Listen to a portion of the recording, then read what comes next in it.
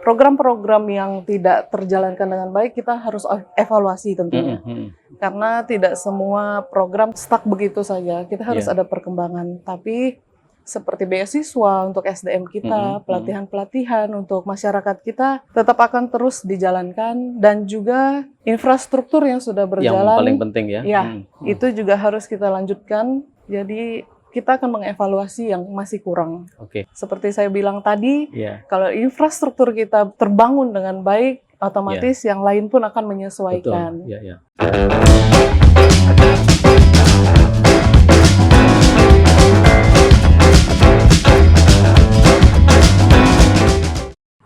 Oke ya Tribuner, jumpa lagi di program VIP Room, program Gebrakan Sang Pemimpin, bersama saya Sumarsono, pemimpin redaksi Tribun Kaltim. Kali ini saya bersama Ibu Angela Idang Belawan. Saya panggil Bu Ila atau Bu Angel. Bu. Oke, selamat malam Bu. Selamat malam Pak. Tentunya kami mengucapkan selamat atas terpilihnya Ibu bersama Pak Suhu sebagai Bupati dan Wakil Bupati Mahakam Ulu 2025-2030. Ibu, bagaimana rasanya begitu selesai pilkada PSU nih, pilkada ulang, dan masyarakat Mahakam Ulu mayoritas memilih Ibu bersama Pak Suhu? Perasaannya luar biasa senang ya Pak, karena usaha kita membuahkan hasil yang baik. Tapi tentunya juga kita merasa PSU kemarin juga suatu tantangan besar, karena kita tahu bahwa banyak sekali yang harus kita kerjakan di Mahakam Ulu. Seperti kita tahu bahwa Mahakam Ulu memang kabupaten yang termuda. Termuda di Kalimantan Timur. Jadi senang luar biasa Pak, karena tempat kelahiran saya bisa mendapatkan dukungan luar biasa. Dan dinamika demokrasi kan cukup luar biasa, karena kan harus PSU, kemudian ganti calon bupati, dan akhirnya digugat dan akhirnya final dari putusan MK memenangkan Ibu Angela Pak Suhu sebagai Bupati dan Wakil Bupati Mahulu. Setelah pelantikan tentu program yang akan dilakukan tentu menerjemahkan visi misi Ibu ketika kampanye, diantaranya bagaimana Mahulu sebagai kabupaten yang maju berkelanjutan seperti Ibu Ila. Ya, jadi visi misi kita Mahulu melaju dengan banyak sekali program yang ingin kita lanjutkan, seperti program dari pusat yang harus kita dukung, makanan gratis, terus pemeriksaan kesehatan gratis, koperasi Merah Putih, lalu gitu ya. Pemeriksaan kesehatan juga harus kita tunjang. Jadi infrastruktur utamanya buat kita, karena kalau jalan Ibu betul, dari antar kecamatan itu juga sangat penting supaya dari kampung ataupun kecamatan tersebut bisa sampai ke kabupaten dengan jalan yang memadai. Itu sangat menunjang kita sih Pak, supaya perkembangan kita juga harus dipercepat dari situ dengan infrastruktur yang ada antar kecamatan itu, agar kita bisa menunjang kebutuhan masyarakat. Ya, tentu juga bahwa peran bupati sebelumnya yang sudah melandaskan pondasi yang kuat, Ibu ya. Makanya nanti kan istilahnya bagaimana Mahulu maju berkelanjutan. Itu tentu juga beberapa program akan terus dilaksanakan dengan tentu disesuaikan dengan kondisi sekarang itu, Bu. Betul Pak. Kita akan tetap melanjutkan program bupati sebelumnya, tetapi program-program yang tidak terjalankan dengan baik kita harus evaluasi tentunya. Karena tidak semua program kita harus stuck begitu saja. Kita harus ada perkembangan. Tapi seperti beasiswa untuk SDM kita, pelatihan-pelatihan untuk masyarakat kita tetap akan terus dijalankan, dan juga infrastruktur yang sudah berjalan. Yang paling penting ya. Itu juga harus kita lanjutkan. Jadi kita akan mengevaluasi yang masih kurang. Bu, bicara infrastruktur, terutama jalan, akses jalan ya antara kampung, antar kecamatan ya. Sejauh ini kira-kira di tahap tahun pertama Ibu menjabat, berapa persen yang bisa tercover atau bisa terrealisasi untuk dibangun, Bu? Saya mau mengejar infrastruktur di daerah perkantoran kita, mungkin lebih ke jalanan. Lalu saya masih terus akan dievaluasi, Bu ya? Evaluasi, karena kalau saya bilang berapa puluh persen nanti itu saya nanti menjanjikan sesuatu yang belum pasti. Apalagi dalam kondisi sekarang dana dari pusat dipangkas cukup besar juga. Betul. Kita harus menyesuaikan. Jadi saya tidak ingin menjanjikan berapa persen yang harus selesai nanti. Tapi minimal ini akan jadi prioritas, Ibu ya. Iya. Infrastruktur akan jadi prioritas utama. Seperti saya bilang tadi, kalau infrastruktur kita terbangun dengan baik, otomatis yang lain pun akan menyesuaikan. Betul. Terutama yang selama ini mungkin beberapa harga kebutuhan pokok yang tanda kutip ya mungkin naik, mungkin tidak tadi bahwa sebenarnya tidak terlalu juga tinggi gitu kan. Tapi minimal dengan ada infrastruktur jalan yang baik, terutama antar daerah provinsi yang menjadi tangga provinsi menjadi akan bisa stabil itu, Bu. Ya. Benar, Pak. Nah, Bu, ini kan juga tadi bicara beasiswa. Kan ada beberapa program yang bisa disinergikan ya. Misalkan Pak Gubernur sudah menyatakan gratis pol nih, bahkan dari SMA sampai di perguruan tinggi. Nah, tadi kalau bicara beasiswa nanti seperti apa, Bu Ila? Jadi beasiswa yang sekarang berjalan beasiswa untuk umum dan pegawai tentunya. Jadi saya juga ingin pegawai-pegawai di Mahakam Ulu, ASN kita punya pendidikan yang cukup, memadai untuk membangun Mahakam Ulu, sehingga program-program yang kita jalankan bisa selaras. Jadi tidak hanya untuk umum, tapi pegawai juga harus dapat pendidikan yang layak. Iya, artinya kan dengan kualitas ataupun pendidikan SDM pegawai yang tinggi tentu kan meningkatkan pelayanan tentu ya. Betul, Pak. Atau ke masyarakat juga. Betul. Bu, tadi kan ada makan bersih gratis, pemeriksaan kesehatan gratis ya. Iya. Nah, nanti kan ini juga tetap masih nunggu dari pemerintah pusat. Kalau apakah nanti ada misalkan anggaran yang untuk mensupport program ini, Bu? Tentunya ada, Pak, karena ini sudah program dari pusat. Kita harus membuat program itu berjalan. Jadi harus menyesuaikan program yang sudah berjalan sehingga semuanya selaras. Jadi pasti harus dianggarkan untuk program tersebut. Menarik Bu Ila tadi yang mengatakan bahwa benar ceritanya pengen jadi petinggi. Nah, artinya gini Bu. Nah, sekarang dari cita-cita petinggi ternyata justru sekarang jadi bupati nih. Nah, Puji Tuhan. Tapi dengan kewenangan itu berarti kan Bu, bagaimana nanti ke depan mengoptimalkan nih petinggi-petinggi di desa. Artinya kan kalau petinggi di desa baik secara umum berarti kan Mahulu menjadi lebih baik juga. Berarti apa Bu nanti mengoptimalkan peran petinggi gitu? Mungkin lebih ke pendekatan. Oke. Pendekatan ke petinggi tersebut supaya bisa berjalan program yang kita berikan untuk kepala desa. Sehingga nantinya apa yang kita berikan, program yang kita jalankan tidak sia-sia. Jadi berdampak untuk masyarakat di kampung tersebut. Otomatis ekonomi bisa meningkat. Setidaknya kalau misalnya kampung punya kreativitas atau inovasi dalam mengelola dana tersebut akan bisa membantu perekonomian di sana, sehingga seperti Dasa Wisma yang harusnya kita jalankan itu bisa jalan dengan baik. Dan juga per RT kan kita juga ada, Pak, memberikan per RT itu dana bantuan RT gitu ya. Jadi bisa dikelola per RT tersebut, entah untuk membangun dia punya sekitar fasilitas RT tersebut, jadi bisa terlihat perkembangannya dengan baik. Jadi jangan hanya monoton ngikutin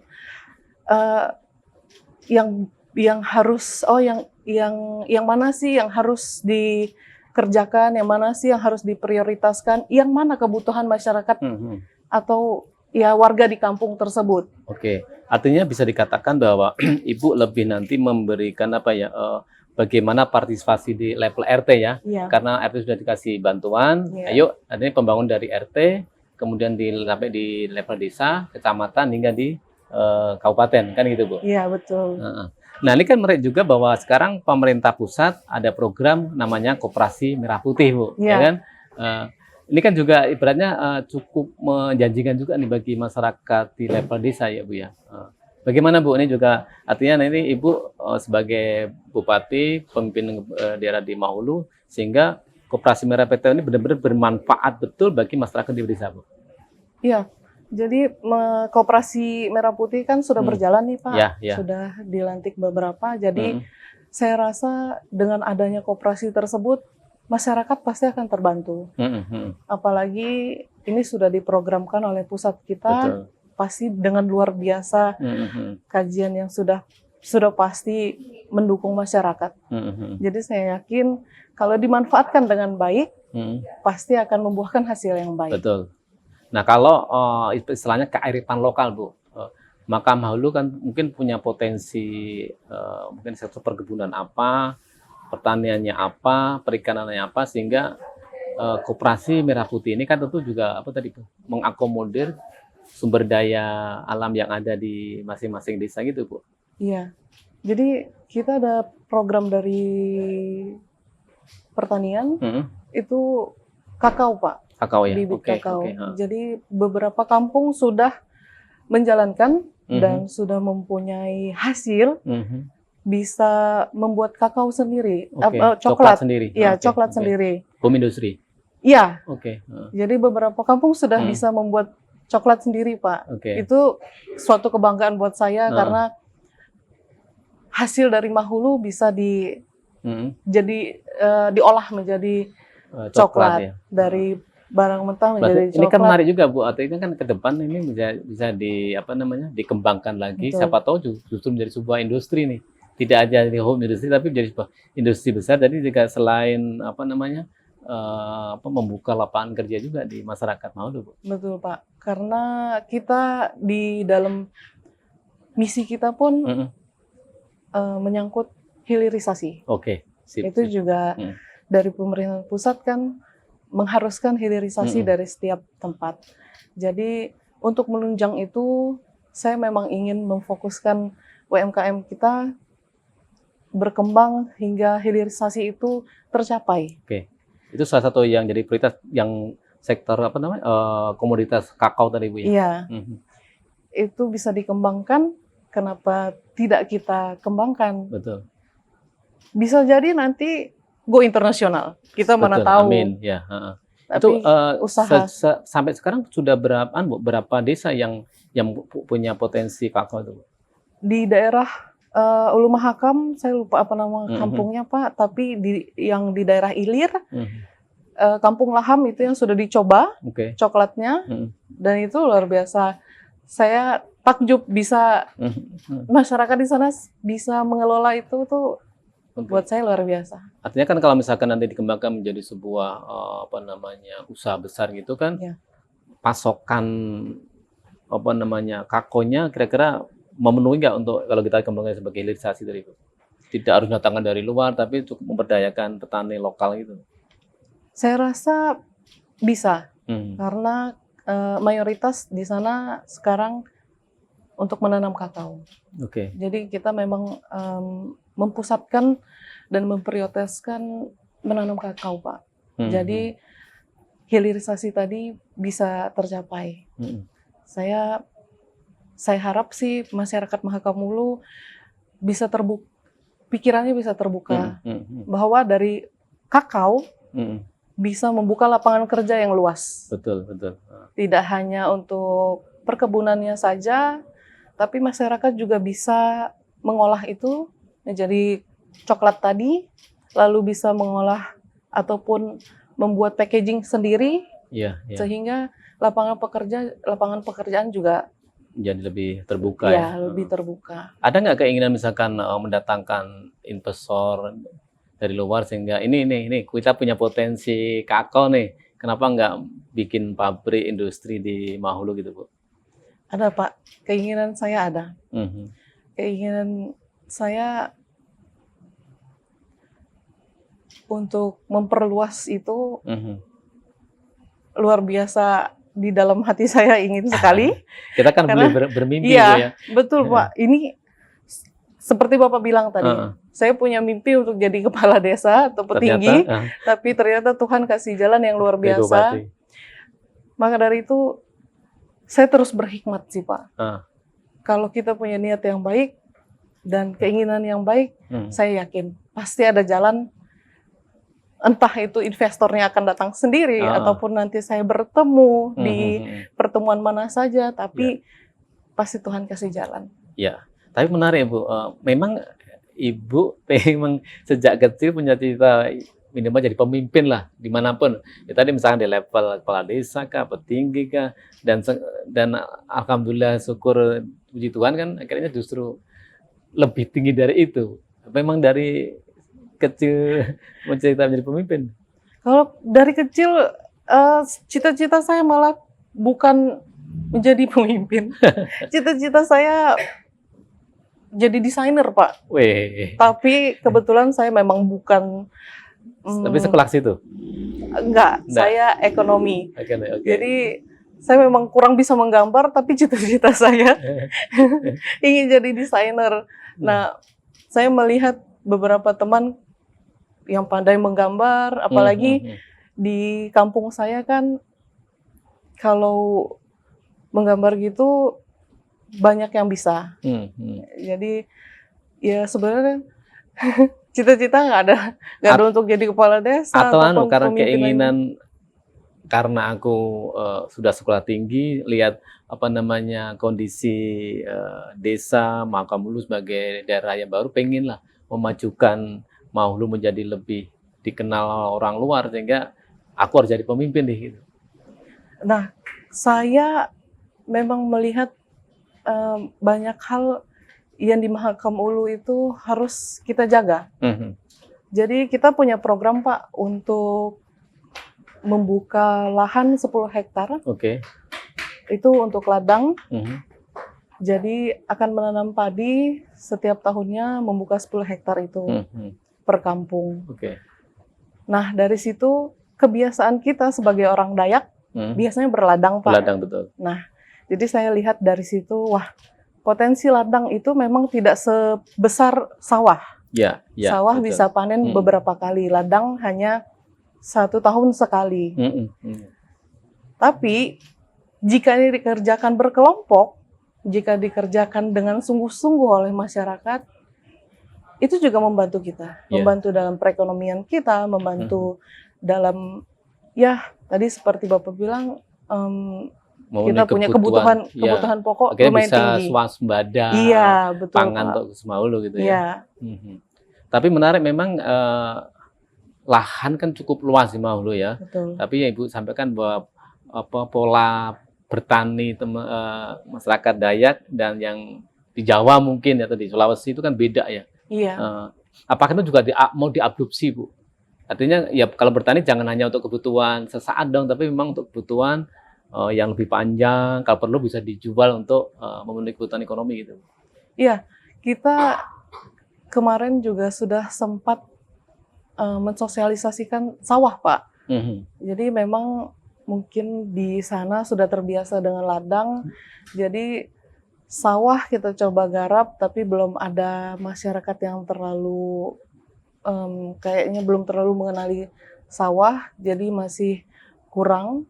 Jadi saya rasa juga butuh penyuluhan tentang itu. Saya rasa juga kalau memang bisa sawah kita kembangkan, kenapa tidak? Kita bisa ya menjual hasil tani kita kan Pak. Jadi juga ya membantu perekonomian dan kebutuhan sehari-hari dari masyarakat kita. Oke, Bu, artinya kan sekali lagi Mahulu itu punya potensi yang cukup luar biasa. Ada kakao, pertanian juga oke gitu ya. Artinya ke depan tentu Ibu lebih memprioritaskan bagaimana potensi yang ada di Mahulu ini menjadi lebih maksimal dimanfaatkan oleh masyarakat tuh.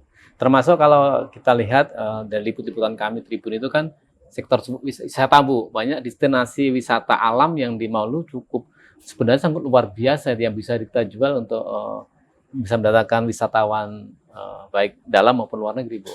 Iya, betul Pak, potensi wisata kita luar biasa, sangat luar biasa. Tapi saya akui memang terkendala dengan infrastruktur kita. Jadi untuk mencapai tempat wisata tersebut, aksesnya belum semudah seperti tempat wisata lainnya. Tapi kita akan cari dan kaji bagaimana kita bisa mengembangkan itu. Jadi kita nggak hanya melihat, wah ada wisata yang bagus, tapi tidak diupayakan. Karena kan sekali lagi kan orang akan datang kalau akses transportasinya gampang. Betul Pak. Jadi itu juga ya semua yang ada di Mahulu termasuk wisata itu kita pasti akan usahakan karena dari situ pun kembali lagi pasti untuk masyarakat. Jika tempat wisata terbangun dengan baik, infrastruktur ada, otomatis masyarakat di sekitar tempat wisata bisa membuka warung kecil ataupun berjualan cenderamata oleh-oleh asli gitu, di sana. Tapi Ibu kan sebagai seorang perempuan kan lebih bagaimana bisa mengolah sesuatu itu punya nilai jual juga melibatkan ibu rumah tangga gitu Ibu ya. Bu Ella kalau boleh nanya nih, mimpi Ibu nih sebagai putra daerah Mahulu kira-kira akan membawa Mahulu seperti apa nih ke depan nih? Minimal 5 tahun di masa kemudian Ibu Ella sendirilah sama Pak Suhu kira-kira. Yang jelas ingin membawa Mahulu lebih maju. Seperti visi kita, maju, merata, dan berkelanjutan. Saya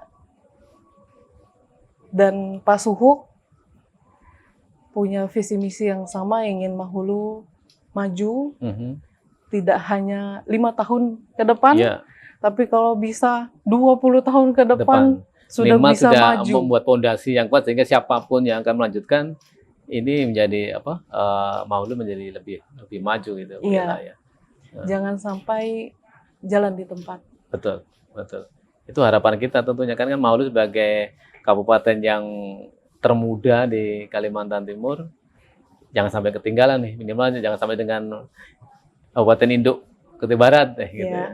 Bu, kalau nanti dengan Pak Suhu nih kan teman Ibu sebagai bupati, wakil bupati, sistem apakah nanti ada sistem bagi tugas di tupoksinya? Tentu memang kewenangan tetap terbesar di Ibu Bupati tentu kan.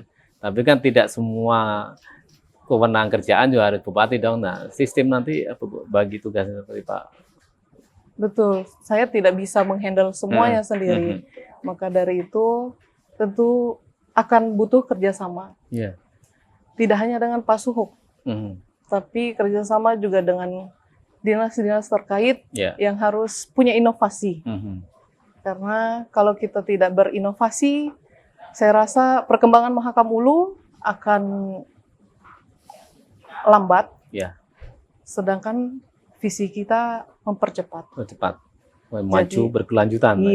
Jadi saya harap semua yang ada dalam Pemkab Mahulu, bahkan masyarakat Mahakam Ulu bisa membantu kita. Termasuk DPRD tentunya sebagai legislatif. Betul Pak. Jadi semuanya harus sinergi. Kalau enggak nanti Mahulunya jalan di tempat. Saya nggak mau begitu. Saya maunya kita bisa kerjasama yang baik. Kerjasama karena satu tujuan, untuk Mahakam Ulu lebih maju. Betul. Jadi harusnya bisa kerjasama dengan baik. Tapi di balik itu kan terlepas bahwa kita perlu dukungan keluarga nih Ibu, suami, anak, Bapak tentunya sebagai bupati yang sekarang itu. Seperti apa Bu? Dorongan atau minimal ada ngasih tips atau apa gitu Bu?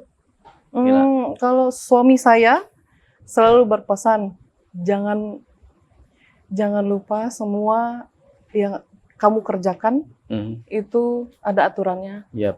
Jangan melewati aturan, jangan melangkahi aturan. Dan ya Bapak tentunya juga pasti berpesan yang sama. Karena di pemerintahan itu kita pasti harus menaati aturan. Aturan pasti harus. Jadi selalu diingatkan, aturan itu harus diingat. Tidak boleh dilangkah. Jadi kita harus telaah dengan baik, kaji dengan baik apapun yang mau dikerjakan. Sehingga tidak menyalahi aturan yang ada. Terutama Bu, mengantisipasi godaan-godaan. Betul Pak. Terakhir Bu Ella, mungkin yang perlu disampaikan kepada masyarakat Mahakom Hulu yang akan mendapatkan pemimpin yang baru nih, yaitu Bu Angela Idang Belawan. Kira-kira apa yang disampaikan ke masyarakat Mahakom Hulu, Bu? Sehingga tadi Mahakam Hulu sebagai bupati termuda tapi harus maju, berkelanjutan, dan tentunya untuk kesejahteraan masyarakat Mahakam Hulu. Silakan Bu.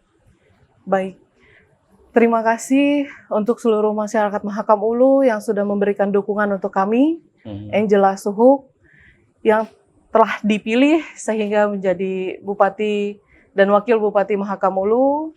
Tentunya saya berharap seluruh masyarakat Mahakam Hulu, terutama anak-anak muda yang mempunyai inovasi, ide, dan kreativitas yang luar biasa, kasih kita masukan, kasih kita dukungan, sehingga kita bisa memajukan Mahakam Hulu bersama-sama. Tidak hanya orang-orang tertentu seperti saya sebagai bupati ataupun wakil bupati, tapi dari masyarakat bahkan anak muda pun harus punya rasa memiliki Mahakam Hulu. Jadi Mahakam Hulu tidak hanya segelintir orang, tapi Mahakam Hulu punya seluruh masyarakat Mahakam Hulu. Jadi mari kerjasama, mari dukung sesama agar kita maju bersama. Siap, makasih Bu Angela. Demikian Tribuner, bincang-bincang saya dengan Bu Angela Idang Belawan, Bupati Mahakam Hulu periode 2025-2030 yang luar biasa. Mimpinnya yang dulu sebenarnya hanya sebagai petinggi, ternyata bisa jadi bupati. Nah, silakan teman-teman muda tadi diajak oleh Ibu Bupati bersama-sama. Karena kan Mahakam Hulu ke depan kan punyanya mereka, bukan punyanya generasi tua. Tapi bagaimana Mahulu ke depan bisa menjadi lebih maju, tentu perlu peran inovasi dari anak-anak muda di Mahakam Hulu khususnya. Terima kasih Bu Ella atas kesempatannya. Kita tunggu gebrakan sang pemimpin Angela Suhuk. Terima kasih. Wassalamualaikum warahmatullahi wabarakatuh. Download Tribun X sekarang. Menghadirkan lokal menjadi Indonesia.